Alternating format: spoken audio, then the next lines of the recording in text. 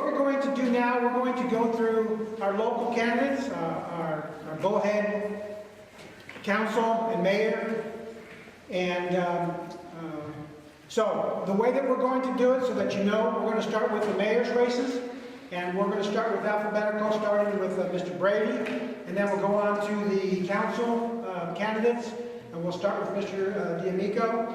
And then we'll hear from your candidate, Mr. Phonograph, at the end. So let's go ahead and start.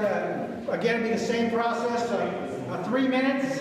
And you'll be getting the 1 minute sign from John sitting up here. Try to stay, start wrapping it up when you see that sign. And then again, just like we'll go ahead and take questions after. So Mr. Tom Brady.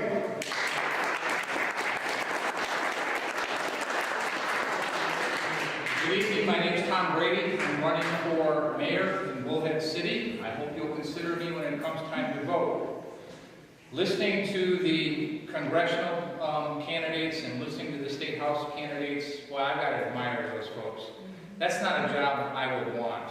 I would not want to go to Congress. I would not want to go to the state legislature and try to negotiate with dozens or hundreds of other people and hope that one person with good aspirations and good thoughts and good common sense can really make a difference.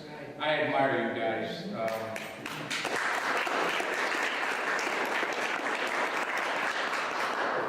I don't think I can make a difference in any of those races. I do think I can make a difference in the local races for your city council, and that's one of the reasons why I'm running. I moved to Mohave County in 1982. I moved to Bullhead City in 1982. I moved here with everything I owned in my non-air-conditioned Chevette. I was one step away from being homeless when I moved here. I was hired to be the first Davis Camp superintendent when the Mohave County acquired the lease on the National Park Service land and the Bureau of Reclamation land, which is known as Davis Camp. It was my job to turn that former housing community into a county park, which is what I did for 19 years. I retired from the County Parks Department in 2001 or 2000, and then I ran to be your local Justice of the Peace, and I did that for 10 years.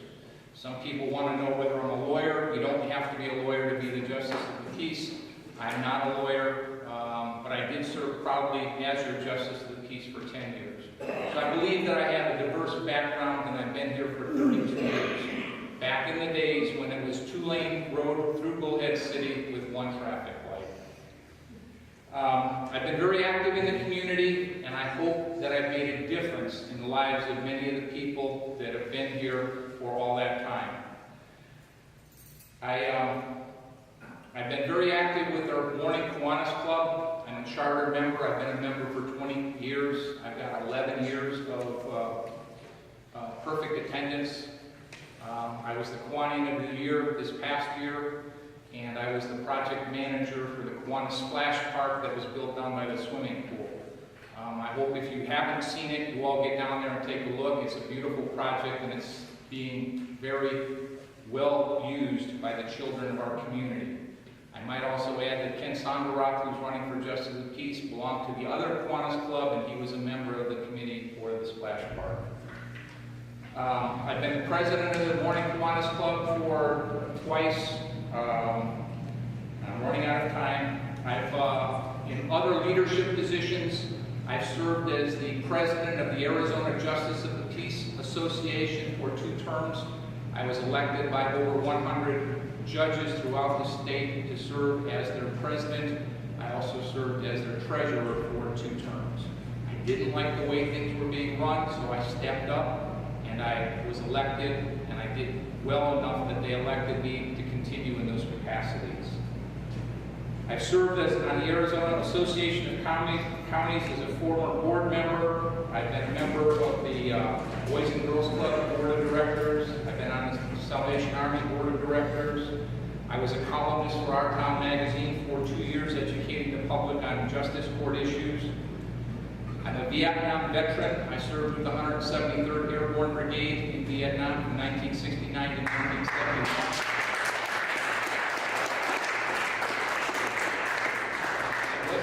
enlisted during the height of the war so that I could get the GI Bill and continue my education at Southern Illinois University, where I completed a bachelor's degree.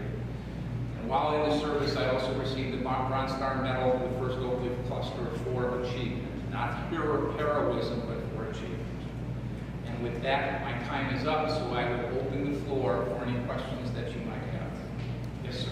You told us a lot about in the past. I'd like to know what you'd like to do, what changes you'd like to see happen in Bullhead. Well, the first issue that's going to obviously jump out at everybody is what's going to happen with the roads. The city said that our roads are in deplorable condition and we need $5 million a year for the next 7 years to fix them. They're only spending $500,000 a year generally, but they said they need $5 million. So if you're to believe what the city fathers have told us, you've got to spend 10 times the amount to do the amount of road work that they want done. This afternoon, I met with the Public Works Director on another thing, closing out the paperwork for the splash park, but we spent a lot of time talking about the road situation and what his proposals are for it. They've got ideas, they're still massaging them, but it's going to be more patchwork than it is repair and replacement. So that's what you're going to see for years to come as far as your roads go. I don't know how we're going to come up with all the funds to do the elephant in the room, the parkway. That's 10 miles of road estimated to cost $10 million. But it's not up to me as a mayor to decide where the funds come from. In Bullhead City, our government is a council-manager form of government. The council acts as the board of directors, and the mayor acts as the board chairman. They set policy, they set direction, they set the vision. They tell the city manager what they want done. So if the council agrees and says, Toby Cotter, our manager, let's spend $2 million on roads, you find the money, you come back to us because you know the budget better than we do, and you tell us, you offer us options for us to consider. So when people ask me, what am I going to do? I'm honest with you, I don't know. I'm not going to cut the senior center, I'm not going to cut the nutrition center. It's up to the city manager to come back to us with those options, and this council then decides what they want to do. For the most part, I believe Bullhead City has done a good job in all the years that I've been here. We've had some ups and downs, we've had some turmoil in years past with council members not getting along. We had many times when our community has been the laughing stock of the state. I think we've risen above that, and I think Bullhead City now has the respect of the rest of the state, just like any other community. So I'm proud to be a member of Bullhead City, and I believe that we have a bright future as long as we're careful about how we spend our money and spend our resources. Yes, ma'am. The money that is proposed for the bridge, which I know that a lot of people still aren't agreeing on the location, does that money have to go for the bridge, or can that money be used for roads? The question was about the bridge. Can the money that's dedicated towards the bridge go towards roads instead of the bridge? That's an interesting question. First off, that was federal money. They were given basically $20 million by Harry Reid through his what do you call it? Not draft, but earmarks. Yeah, earmarks. $20 million. They already spent $2 million on all of planning, so there's $18 million left. In 2012, the city wrote a Tiger grant, and they were asking for money to complete the bridge. They estimated the cost of that bridge to be $55 million. Now, that just boggles my mind, because Don Hoffman built the bridge that we have right now for $3 million, and I was involved with that because it crossed Davis Camp property, so I was involved with it when it was being done. But $55 million is what they asked for. They want $4.5 million to complete the road from where it ends at the parkway down to the water's edge, and that's only half a mile. I don't know how they can come up with $4.5 million for just that alone. I personally, with all the problems that we've got and all of the road problems that we've got, I'm not in favor of continuing bridge discussions. I say give the money back to the federal government and be done with it. And I know it's not popular with many, but for all of you who live north of the bridge, think about it. Do you want your tax dollars to go for something that you will never use? I live 1 mile north of where the bridge will go, and I can't think of a single reason why I would ever use that bridge.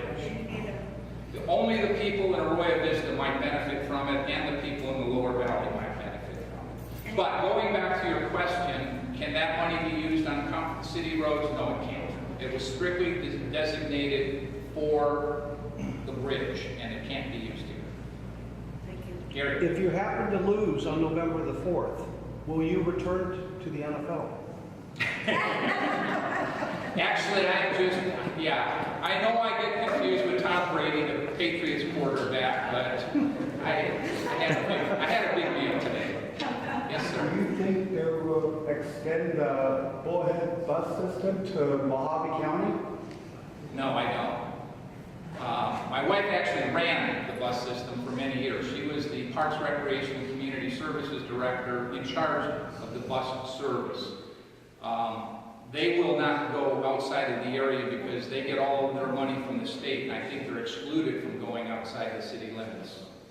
Now, that's one of the things that scares me is, you know, Lake Havasu just this year discontinued their bus service because of financial problems that they've got with their wastewater system. I hope that's not something that happens here. And oh, by the way, this is very important, and please give me a chance to say it. You're going to be voting for the Contract for Prosperity, and this might make some of you mad, but I highly recommend that you vote no on the Contract for Prosperity. I've spent over 20 hours looking at that, not looking at it, studying it, reading it carefully, digesting every word, every phrase, every sentence. Not understanding it after all of that study, I met with the authors. My wife and I met with Mark Goldstone and Mike Lipschultz for 3 hours in the back room at Lisa's Bistro. 3 hours, most painful 3 hours of my life. They explained to me what some of it meant and answered some of my questions. There are 2,988 words in that law, and it is a law. It's going to be an ordinance if it passes. It should not require the authors to explain to a judge what that means. When a law is so complicated that it requires the authors to explain it, you should not vote for it. Now, in an effort to help you understand it better, as I took notes before that meeting, I took notes after the meeting. On the back table, I have a primer if you want to read it. It's the Contract for Prosperity, and it has my notes on the sideline, what I think some of the repercussions might be, and what some of the questions that you might want to ask yourself are. And I would encourage all of you to take a look at it, read it carefully, because if you vote yes, you're passing a law that is going to hamstring Bullhead City's finances in the future, and we've got enough problems trying to figure out how we're going to solve our road problem, let alone figure that out with less revenue in the future. And they say that it's going to return money to the taxpayers. I just don't see it. They say that it's going to enhance economic opportunities. I don't see it. I think it's rhetoric, and I don't agree with it. So with that, I'll open it up to more questions. Sir? What's your take on any kind of economic incentive for new business and growth in this crazy place? You know, I think our economy is much like the rest of the country, but on the lower side. Washington, New York City, some of those places are thriving, but our area is not. We're not seeing any kind of growth. And I don't know that our city council or anything that we do can bring somebody here to our small little community that's not being tried every place else, that has better resources, a better educated workforce, better incentives, like the Tesla company in Reno getting billions of dollars or millions of dollars in incentives. To offer incentives is a touchy subject in the first place. We all know that when they made the deal with Walmart and allowed them tax holidays for several years, they drove several businesses out of town. You know, is that good for our local economy? I was talking to somebody today, they would love to have, what was it, Olive Garden. Our breed authority said they would love to have an Olive Garden and they would like to attract it here. But if it went into the shopping center down at the end of the parkway, what's it going to do to Annucci's? It's going to probably put him out of business. So you've got to weigh the pluses and minuses of attracting business here as to what's going to happen if they do come. You know, Chet Moreland used to run Smitty's Bait and Tackle. As soon as Walmart came here, put them out of business. So it's a two-edged sword. What can the city do? I think it's difficult to say because we can't offer all of the incentives that somebody else can. We don't have the professional workforce. And government doesn't create jobs. I'm sorry. Government just does not create jobs, but we can try to do the best we can through our Chamber of Commerce and through the Bullhead Regional Economic Development Authority. But for the most part, they haven't been real successful in years past. They try hard, but it's a difficult nut to crack. Other questions? Yes, sir. I believe when we pay taxes, it goes through the government, and that taxes should come back to support the local people here. Now, I've noticed that the local airport has applied for grants to, and they talk about serving the people of Bullhead City and Laughlin. They don't. If I want to catch a plane someplace, I got to drive to Las Vegas. So I don't believe that they should be getting tax dollars. Well, the tax dollars that you pay go to the federal government, and the dollars that you pay when you buy an airline ticket go back to the federal government. And that's why we have an international airport in Bullhead City, which is beyond my imagination why we have one here. But if they take our tax dollars, then they should also serve the local residents. I'm sorry, what was the final question? If they take the tax dollars, which also goes to the government, then they should serve the local residents also. Well, they do. We've got a beautiful airport, and they're building in it, But they don't. but we can't attract a carrier here. Yeah. You may know that they just lost what was it, a $500,000 grant? Right, they lost a $500,000 grant, which was basically going to be money to pay a carrier to come into Bullhead City, and if they lost money, they would recoup it with that $500,000. That grant expired, they applied for it again, and they were not successful in getting it the second time around. So I think it's going to be very difficult for them to attract a major airline to Bullhead City in the future. Well, but they were serving us anyway. No, they weren't. You may recall, we had Sun Country Airlines years ago. I flew from Bullhead City to San Francisco, and it was the greatest thing in the world. Yeah. But they didn't stay. It wasn't profitable for them to do that. Oh, yeah. I'd love to see Allegiant Airlines come in. They fly to small communities all over the country. You know, I flew from Las Vegas to Bismarck, North Dakota for $39 round trip once. That was wonderful. Why can't they come to Bullhead City? But that's the airport authority, and they're working very hard. They don't have anything to do with the city government, and as a mayor, I don't think there's anything I could do to improve that situation. But good question. Any other questions? Yes, ma'am. Do you have any idea why the Bullhead City Council voted against the Clean Water Act? I didn't know that they did, so I guess I can't answer that question. I can't figure out why either, so. Other questions? All right, I have literature on the back table. I have my notes. If you're interested in picking them up, I would encourage you to do that. And if you don't study this proposition as an intelligent and wise voter, if you don't know what you're voting for, I suggest that you vote no. And don't listen to the rhetoric, because the rhetoric is flying, and there's so much out there that's not true, it's ridiculous. So thank you all very much.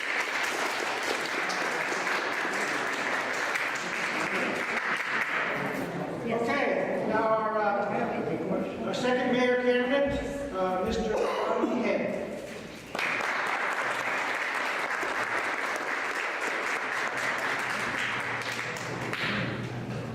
Good evening. I know we're butting up on time, and we were supposed to go till 8 o'clock, so I'll just make this brief. Let me tell you a little bit about myself. My name is Rodney Head, and I'm running for mayor. For those of you that have been in the community for a while, you might know me. I've been here in Bullhead City since 1977, and in Mojave County since 1968. In 1977, I had the honor to go to work for the Mojave County Sheriff, and I worked for that organization, having been transferred to Bullhead City for 8 years, and it was wonderful and was a great part of my life. The city decided to incorporate. The voters here thought we should have a city and have some say in our own destiny here in Bullhead City. So we incorporated. Well, I had two choices. One, I could stay with the Mojave County Sheriff's Office and work as a sheriff's sergeant, because I was the station supervisor here in Bullhead City, but I would be transferred somewhere else. This was home. I didn't want to do that, so I made application with the police department, and I was fortunate enough to have been hired as one of the first 29 police officers hired by the city of Bullhead City, out of about 1,000 applicants. So that was a pretty big honor for me, and I got to stay in the town that I love and what I call home. So I worked for Bullhead City as a patrol officer for about a year, and was promoted to sergeant and became the supervisor of the traffic unit. If you got a citation from a motorcycle cop, yes, you may blame me. However, you may not vote for me because you got a ticket from a motorcycle cop. That was a great part of my life. I really enjoyed, being a traffic supervisor, because working in that function, I got to be out in the community. There's almost nothing like being a traffic officer or traffic supervisor, because you get to interact with people. You get to do the things where you're out with people. Unfortunately, part of that job is also investigating accidents, and that's the tough part of the job, because people do get hurt in those things. So, having said that, I was fortunate enough to have promoted to the command staff, and worked my way up to being selected as a police chief in February of 2001, and retired in May here in Bullhead City. One of the young men that had worked for me for the last couple of years was in my office one day, and he said, "Chief, where are you going to go when you retire?" And I said, "Home."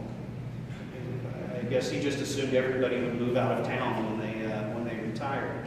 I had decided about a year and a half ago that when I did retire, I knew that the election cycle was coming up, and I thought that I could still be some contributing member to Bullhead City, and I decided to run for mayor. So that's what I started working on.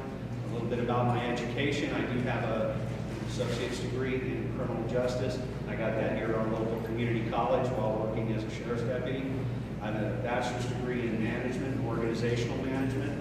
Also got that while I was working here, and I had the honor of being one of about 1/10 of 1% of the police officers in this country that get chosen to attend the FBI National Academy. It was a great honor for me. I got to spend 3 months working with some of the most wonderful law enforcement people from around the United States, and also from around the world. That class that I was in actually had the only 2 Russian police officers that had ever been to the FBI Academy. And I got to interact with them quite a bit, and that was a lot of fun. Some of the things that I've been involved in here in Bullhead City outside of law enforcement, I've been a member of the Desert Sunrise Rotary Club. I was their president and Rotarian of the year I was the president. I am currently a member of Matadors, and I'm their immediate past president. Some of the things that the Matadors do, you probably see the signs when you come into town, those flagstone signs that say "Welcome to Bullhead City," and below in little letters they say "Los Matadors." Those were done by our Matadors Club. One of the projects that we're currently involved in is about 1 million square feet of soccer field and retention ponds down at Rotary Park. If you've been by Rotary Park lately, you know that big corn that's really had nothing in it for the longest time at Lakeside and Riverview there, that's kind of been desolate and barren, and now has over 800,000 square foot of soccer field, of grass field, and some retention basin. And we're working on some other things there with a lot of in-kind donations from members of the community. That project is about $1 million project, and it has cost the city, other than a few hours of inmate work, it's cost the city nothing. And that's so that we can have our kids have a place to be.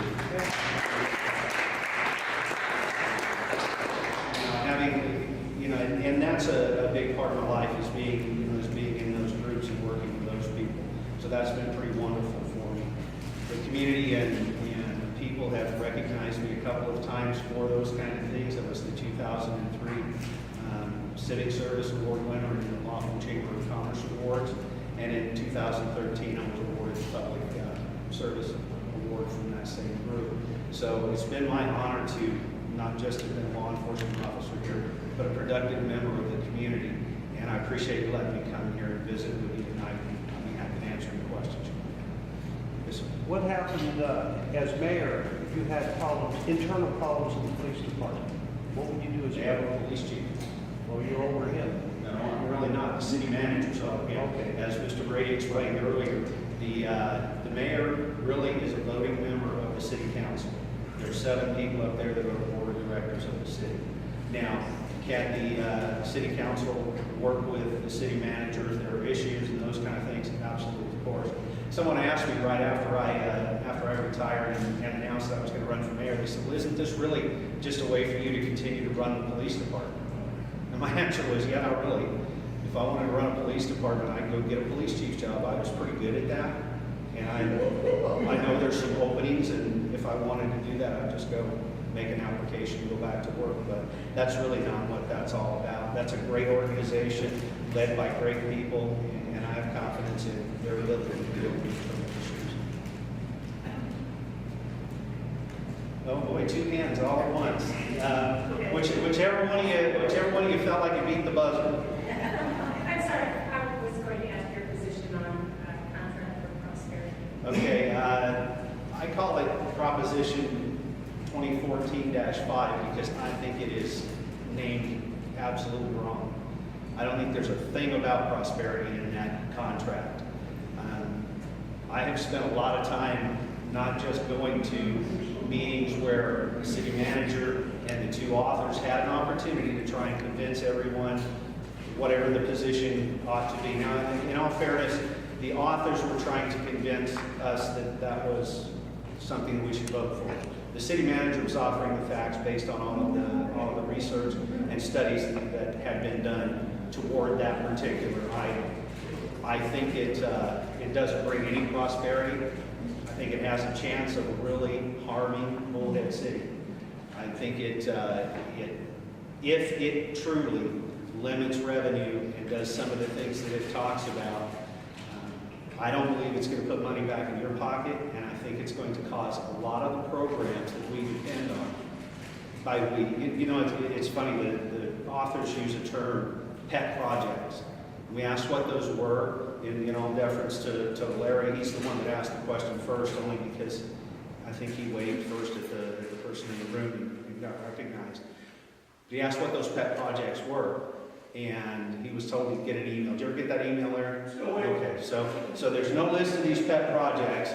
Later in the meeting, after they had a chance to think about it, I guess, the first one that they named was the dog parks. That was a pet project. Wow. I didn't realize just how funny that actually was until you laughed.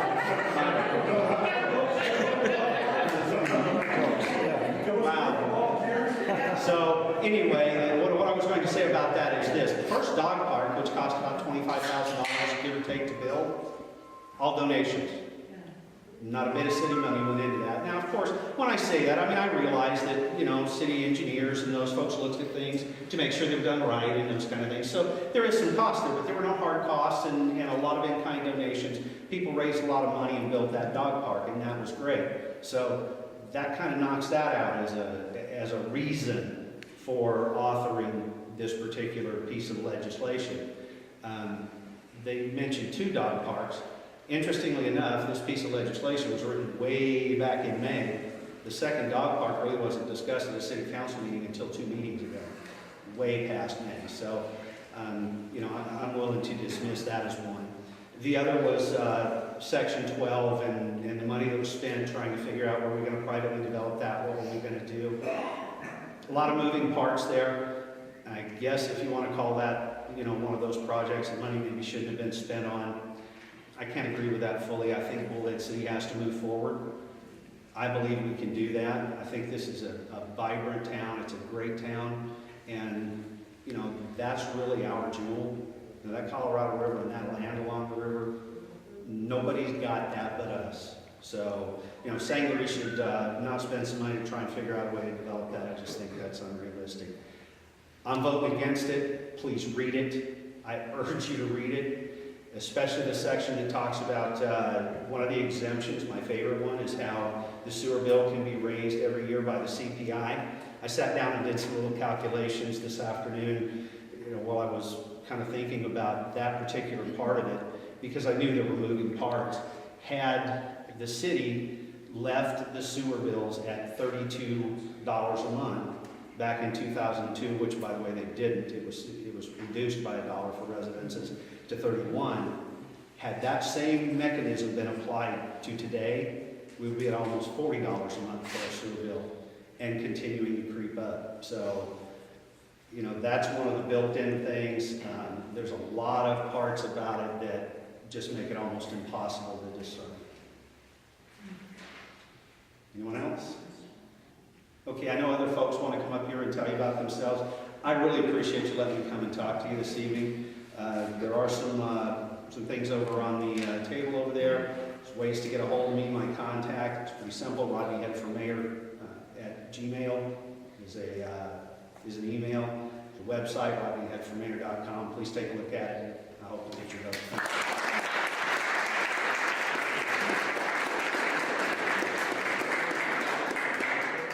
Okay, let's try to move on to our council candidates. We'll start with Mr. Steve D'Amico.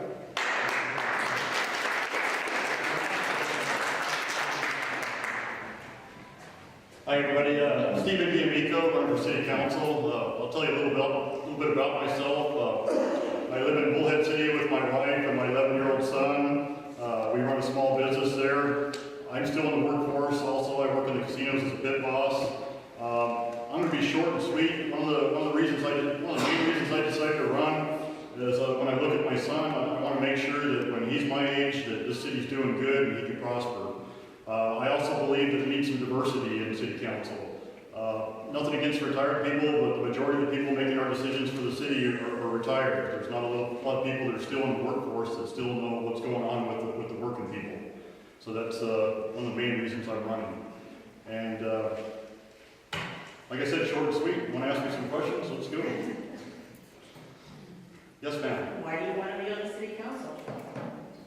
I thought I just said that, but No, really. What do you hope to achieve? I hope to achieve. I want to be in the decision making. I want to have my input on there for the working family. I want basically to input from. I go out and listen to people that are still in the workforce, get their input, and bring that back to the chamber. And what about the dominant population of retired people? I'm there for them too, but they have a lot of representation in there already.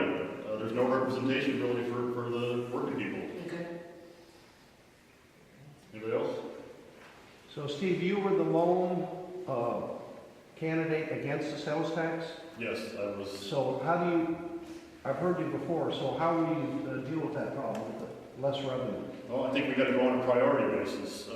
Some of the roads out there needed repaired yesterday, last year. Some of the roads out there can be maintained. Some of the roads out there will be all right. We need to go out there and find out what roads are the worst and go on a priority basis and fix them as we go and see if we can get our HERF money back also. That's right, they could have been doing some of these things all along. Yeah, they are starting to slur the roads now. Which they could have and should have been doing all along, and they just expected that money to come in. Well, I do agree there was a high consensus at the TAC that they were going to get the money and the tax was going to pass, so they waited until after the fact to decide, but they are starting right now to slur the roads to maintain them. I'm basically going to be one vote, one person in the council, but I could put in my input, and I think we need to go on a priority basis and start with the worst roads first, get those fixed, the ones that can be maintained, maintain them until we have the money for them, and so on. right. Gee, that makes sense. Thank you. I'm not the greatest speaker, I'm better than something. Anybody else? You guys were easy on me.